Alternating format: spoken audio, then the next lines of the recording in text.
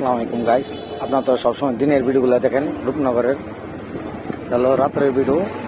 তো রাত্রে আমরা রূপনগর যে আছে রকসজ্জা সেগুলো দেখানোর চেষ্টা করছি। একটা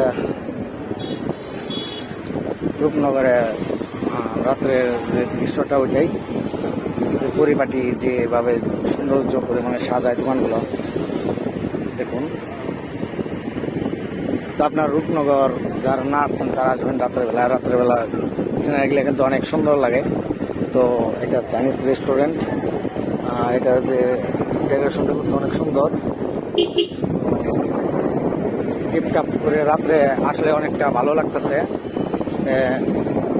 তো রূপনগরের রূপ দেখেন শুধু দিনেরটা, তো রাতের রূপ দেখানোর জন্য আমি চেষ্টা করতেছি। কারণ রাতের রূপ